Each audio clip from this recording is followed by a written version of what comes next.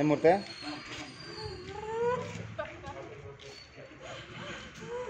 ఇట్లా వాడికి ఏం పడుతుంది సార్? వచ్చి తొక్కేసిందన్న. ఆవు తొక్కుతానే తోలి మళ్ళీ వేరే ఆయనని పిలిచినాను. అరిచేసినాడన్న అట్లా గట్టిగా. లేచి మళ్ళీ కుసం పెట్టే కూడా కాలేదన్న. వేరే ఆయనని పిలిచి మంచం మీద కుసం పెట్టినాను. మళ్ళీ వేరే డాక్టర్ ఉన్నాడన్న మా ఇంట్లో, మా ఊర్లో. వాళ్ళ ఇంటి దగ్గరకు పరిగెత్తిపోయినానన్న. ఆడపోయి పిలిస్తే ఆయన మాత్ర ఇచ్చినాడన్న. మళ్ళీ సూది కన్నా వేయలేదన్న. మళ్ళీ పోయి మా పెదనాయన కొడుకుని పిలుచుకొని ఆటో మాట్లాడి ఇక్కడ గవర్నమెంట్ ఆసుపత్రికి పిలుచుకొని వచ్చినాము.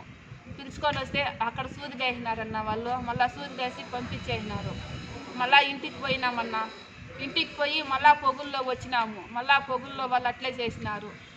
మళ్ళీ వచ్చి మళ్ళీ పోయి మళ్ళీ జాస్తి అయిపోయిందన్న. మళ్ళీ ఇక్కడ సుశీలమ్మ దగ్గరకు వచ్చినాము. అక్కడ సూది లేపించుకొని టాబ్లెట్లు తీసుకొని పోయినామన్న. ఒక పూట తిన్నాడు టాబ్లెట్లు. జాస్తి అయిపోయిందన్న. మళ్ళీ గవర్నమెంట్ ఆసుపత్రికే పిలుచుకొని పోయినానన్న. పిలుచుకొని పోయి అంతా చూపించినానన్న. మళ్ళీ వాళ్ళు ఈ బర్రెలు ఇదైంది అదమ్మా నేను చెప్పలేననేసి స్కానింగ్ తెమ్మన్నారన్న. ఇక్కడ గంగమ్మ తోపులో వచ్చి తీసుకొని పోయినానన్న. నిన్న తీసి అక్కడ పోయి మళ్ళీ డాక్టర్ చూపించినానన్న. మాటలు ఇచ్చినారు. మళ్ళీ ఇంటికి పోయినాము. మళ్ళీ ఈరోజు జాస్తి అయిపోయింది. తెల్లవారు తీసుకొని వచ్చినానన్న అక్కడికి మేడం దగ్గరికి. ఇక్కడికి రా అని చెప్పింది.